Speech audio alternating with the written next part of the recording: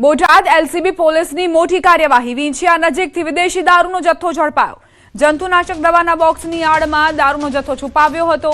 લાખો રૂપિયાનો દારૂ અને ટ્રક પોલીસે કબજે કરીને ટ્રક ડ્રાઈવર સહિત 3ની અટકાયત કરી। દારૂનો જથ્થો પંજાબ પાસિંગનો ટ્રક સહિતનો મુદ્દામાલ પાડિયાદ પોલીસને સોંપાયો। કેટલી કિંમતનો દારૂ છે તે અંગે પણ પોલીસ તપાસ શરૂ કરવામાં આવી છે। સંવાદદાતા વિજયસિંહ ચુડાસમા જોડાઈ ગયા છે। વિજય, આજે લાખો રૂપિયાનો દારૂ ઝડપાયો છે, શું હકીકત? જી, ચોક્કસથી વિદેશી દારૂની હેરાફેરી કરતા બુટલેગરો અવનવા કિમિયા અજમાવતા હોય છે, ત્યારે એક અલગ પ્રકારની મોડસ ઓપરેન્ડી સામે આવી છે, જેમાં બોટાદ એલસીબી પોલીસે પાળિયાદ પોલીસ સ્ટેશનથી થોડે દૂર એટલે કે રાજકોટ જિલ્લાના વિંછિયા પંથકમાંથી આ વિદેશી દારૂનો જંતુનાશક દવાની આડમાં લઈ જવાતો જથ્થો જે છે તે ટ્રક સાથે ઝડપી પાડ્યો છે। હાલ તો સમગ્ર મામલે એલસીબી પોલીસે મુદ્દામાલ કબજે કરી અને પાળિયાદ પોલીસને સોંપી કાર્યવાહી હાથ ધરવામાં આવી છે, પરંતુ કેટલા લાખનો મુદ્દામાલ કોને હતો ને ક્યાં લઈ જવાઈ રહ્યો હતો તેને લઈ હાલ તો તપાસ ચાલુ છે, પરંતુ જંતુનાશક દવાની આડમાં અલગ મોડસ ઓપરેન્ડી સાથે હેરાફેરી થતો આ દારૂનો જથ્થો જે છે તે બોટાદ એલસીબી પોલીસે ઝડપી પાડ્યો છે। આભાર વિજય, જાણકારી આપવા માટે। બનાસકાંઠા જિલ્લામાં વહેલી સવારે વાદળછાયું વાતાવરણ જોવા મળ્યું। ડીસા, ધાનેરા, દાંતીવાડામાં અચાનક વાતાવરણમાં પલટો આવતા ખેડૂતો ચિંતામાં મુકાયા। ટેટી અને તરબૂચ જેવા પાકોને નુકસાન થવાની ભીતિ વ્યક્ત કરાઈ। આજ વાતાવરણ રહેશે, આજ વાદળો અને વરસાદ વરસશે તો ટેટી અને તરબૂચના પાકને નુકસાન થશે।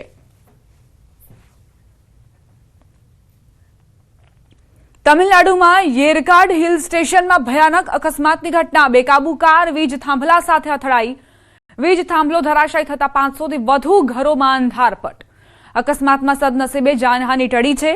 અકસ્માતની ઘટનામાં સીસીટીવી ફૂટેજ સામે આવ્યા છે। કઈ રીતે પૂરપાટ ઝડપે આ વાન આવી રહી હતી અને ત્યારબાદ બેકાબુ બનીને વીજ થાંભલા સાથે અથડાઈ હતી, જેની અસર 500થી વધુ ઘરમાં થઈ છે। વીજ થાંભલો ધરાશાયી થતા જ 500થી વધુ ઘરમાં અંધારપટ છવાઈ ગયો।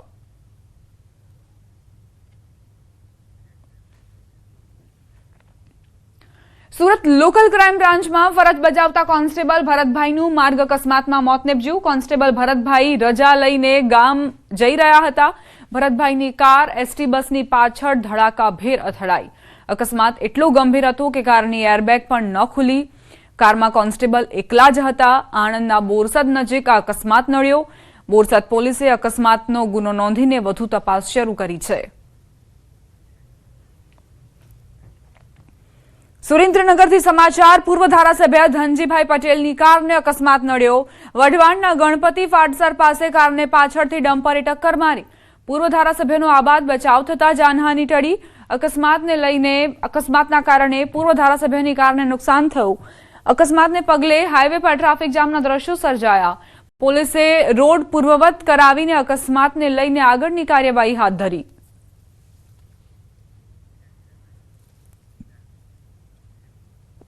બનાસકાંઠાના પાલનપુરના કાણોદર ગામે મકાનમાં એસી ફાટ્યું। એસી ફાટતા ઘરમાં શોર્ટ સર્કિટના કારણે આગ લાગી।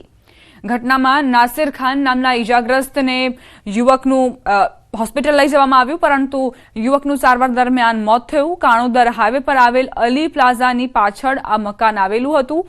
એસી ફાટતા આસપાસના લોકો દોડી આવ્યા। એસીમાં વિસ્ફોટની આ ઘટના ગઈકાલે જ હજુ ફાયર વિભાગે એક એડવાઇઝરી જાહેર કરી છે કે નિયમિત એસી, ફ્રીજ આ સાધનો એવા છે કે જ્યાં ગરમીમાં તેમની ઉપર લોડ વધી જાય છે, એટલે સર્વિસ કરાવતા રહો, અને એવામાં આજે આ દુર્ઘટના બની છે। એસીમાં વિસ્ફોટથી એક યુવકે પોતાનો જીવ ગુમાવ્યો। ચાલુ રસ્તા પર જંગલના રાજાએ દોટ મૂકી। ધોમધકતા તાપમાં હાઈવે પર એક સાવજ દોટ મૂકતો દેખાયો। સાવરકુંડલા મહુવા નેશનલ હાઈવેથી દુર્લભ વિડીયો સામે આવ્યો। ભર બપોરે એક સિંહ અચાનક રોડ પર આવી ચડતા વાહન ચાલકો અવાક બની ગયા। કાળઝાળ ગરમી વચ્ચે રઘવાયો બનેલો સિંહ સીધો નેશનલ હાઈવે પર આવી ચડ્યો। અમરેલીના સાવરકુંડલા શહેર નજીક મહુવા રોડ પર સાવજ દેખાયું। ધોમધકતા તાપમાં હાઈવે પર દોટ મૂકતા સાવજનો વિડીયો વાયરલ થયો છે। રસ્તા પરથી પસાર થતા રાહદારીએ પોતાના મોબાઈલમાં દ્રશ્યો કેદ કર્યા। જોકે આ ઘટનાથી ફરી એકવાર સિંહોની સુરક્ષા પર સવાલ ઉઠ્યા। જંગલના રાજા સતત જંગલની સીમાઓ પાર કરી માનવ વિસ્તારમાં આવી રહ્યા હોવાની ઘટનાઓમાં વધારો થઈ રહ્યો છે। વડોદરામાં પોલીસ કમિશનર કચેરી બહાર હાઈ વોલ્ટેજ ડ્રામા સર્જાયો. શહેર ટ્રાફિક પોલીસની હેલ્મેટ ડ્રાઈવ દરમિયાન સરદાર સરોવર નિગમમાં કોન્ટ્રાક્ટ પર ફરજ બજાવતી મહિલાએ હેલ્મેટ ન પહેર્યું, જે બાદ પોલીસે તેને અટકાવી હતી. પોલીસ દ્વારા રોકવામાં આવતા જ મહિલાએ પોતાનો પિત્તો ગુમાવ્યો અને ટ્રાફિક પોલીસ સાથે બોલાચાલી કરી હોબાળો મચાવ્યો. પોલીસે મોપેડની ચાવી કાઢી લેતા વિવાદ વધુ ઉગ્ર બન્યો અને ઘટનામાં અન્ય મહિલા પણ જોડાઈ ગઈ, જેના કારણે થોડીવાર માટે તણાવપૂર્ણ સ્થિતિ સર્જાઈ. ત્યારે જે દ્રશ્યો સર્જાયા તે જોઈને સવાલ થાય કે શું પોલીસની કડકાઈ વાજબી હતી કે પછી આ મહિલા કર્મચારીએ પણ સામાન્ય નાગરિકની જેમ શિસ્ત જાળવવી જોઈતી હતી.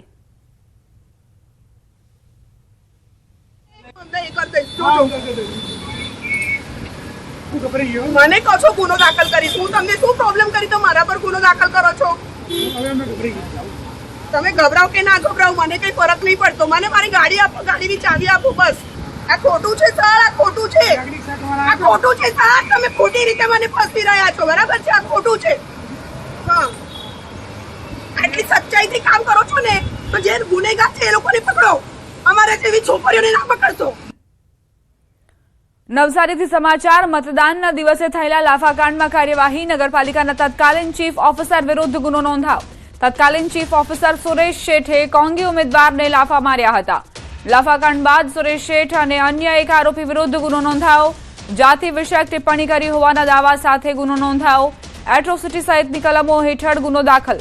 મહાનગરપાલિકાની ચૂંટણીમાં વોર્ડ નંબર 13ના ઉમેદવાર માધવી શેઠના સસરા છે સુરેશ શેઠ.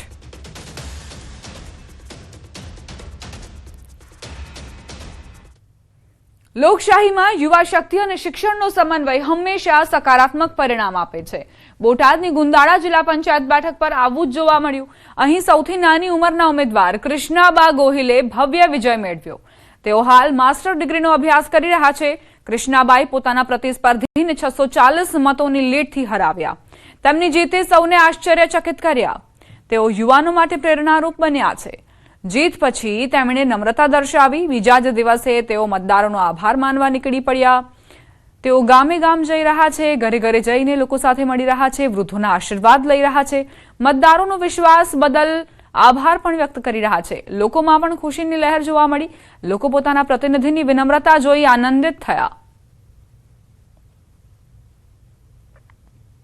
દરેક લોકોએ મારા ઉપર વિશ્વાસ મૂક્યો અને પોતાનો કિંમતી મત મને આપીને વિજય બનાવી. એ માટે હું એ લોકોને ખૂબ જ આભાર માનું છું અને એ લોકોને વિશ્વાસ આપું છું કે તે લોકોની કોઈ પ્રશ્નો અને સમસ્યાઓના ઉકેલ લાવવા માટેના હું હંમેશા પ્રયત્નો કરીશ. વડોદરા પાદરામાં અકસ્માતમાં એક પોલીસ જવાનનું મોત નીપજ્યું. દિલ્હી મુંબઈ એક્સપ્રેસ વે પર અકસ્માતની ઘટના. સુરત ગ્રામ્યના એસઓજી કોન્સ્ટેબલને અકસ્માત નડ્યો. બસ અને કાર વચ્ચે અકસ્માતની ઘટના બની. કોન્સ્ટેબલ ભરત દેસાઈનું સ્થળ પર મોત થયું. વડોદરા તરફથી સુરત જઈ રહ્યા હતા તે દરમિયાન આ બનાવ બન્યો. પાદરા પોલીસ ઘટના સ્થળે પહોંચી છે.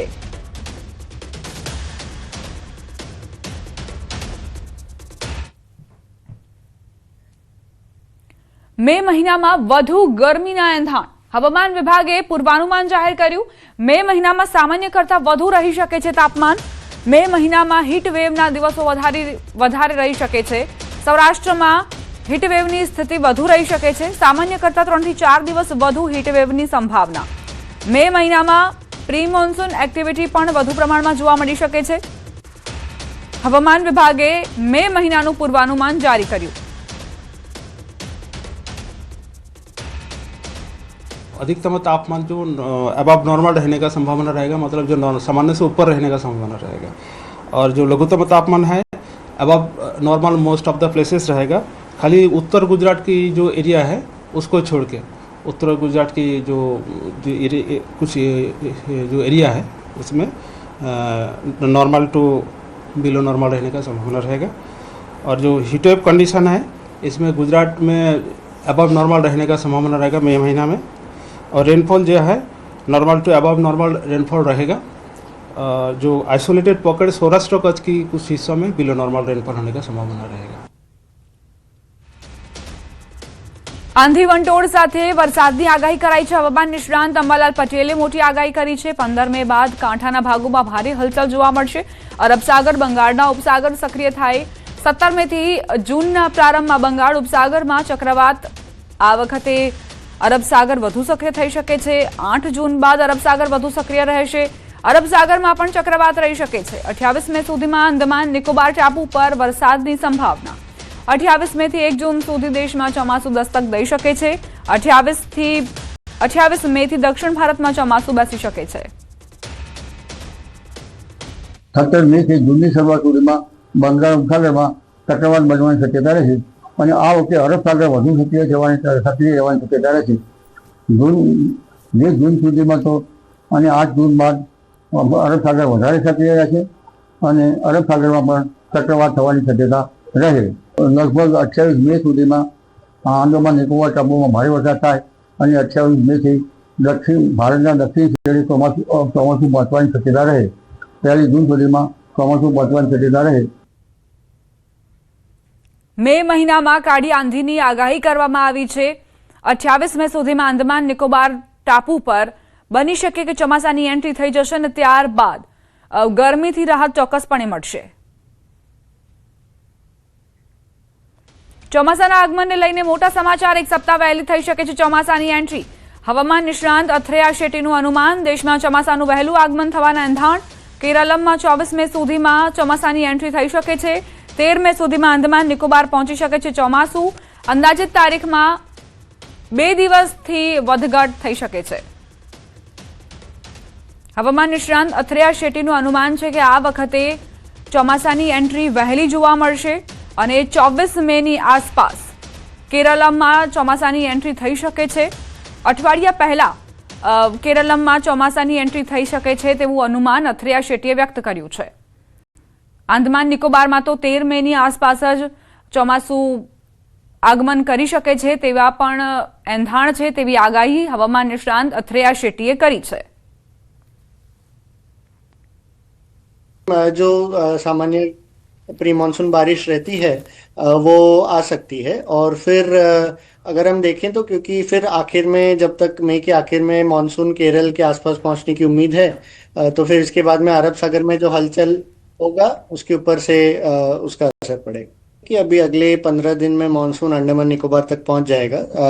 अंडमान निकोबार पहुंचने की सामान्य तारीख लगभग 15 मई के आसपास है. तो इस साल पिछले साल के जैसे ही लग रहा है कि फिर से एक बार अंडमान निकोबार में जल्दी पहुंचेगा लगभग 13 तारीख के आसपास. और फिर इसके बाद में आगे बढ़ते हुए केरल में भी सामान्य से लगभग 5 से 6 दिन जल्दी पहुंचने का अनुमान है यानी लगभग 25 मई के आसपास. ઊંચા તાપમાન છતાં સહન નહીં કરવી પડે લૂ. પવનનું જોર વધવાથી 7 મે સુધી લૂ પડે તેવી શક્યતા છે. હવામાન નિષ્ણાંત અથ્રેયા શેટ્ટીએ 7 મે સુધીનું અનુમાન જાહેર કર્યું. કેટલીક જગ્યાએ 42 ડિગ્રી સુધી તાપમાન પહોંચી શકે છે. 30 થી 60 કિલોમીટરની ઝડપથી પવન ફૂંકાશે. દરિયાઈ પટ્ટી દક્ષિણ ગુજરાતમાં 33 થી 35 ડિગ્રી તાપમાન રહેશે.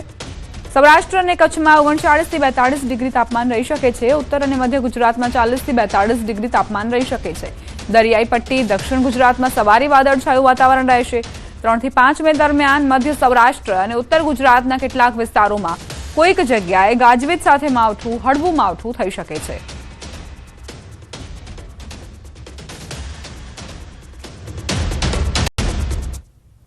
ચોમાસાને લઈને એક બાદ એક આગાહીકારોની મોટી આગાહી સામે આવી રહી છે. ત્યારે આગાહીકાર રજનીકાંત લાલાણીએ પણ મોટી આગાહી કરી છે. 6 થી 11 જૂનમાં વાવણી લાયક વરસાદ થશે. 26 જૂન સુધીમાં સમગ્ર ગુજરાતમાં ચોમાસું આવી જશે. આ વર્ષે વરસાદના 10 રાઉન્ડ રહેશે. આ વર્ષનું ચોમાસું 2015 જેવું રહેશે. 10 દિવસ સતત હેલી સ્વરૂપે વરસાદ ખાબકશે. સતત પડનારા વરસાદથી ઉત્પાદન પર અસર થશે.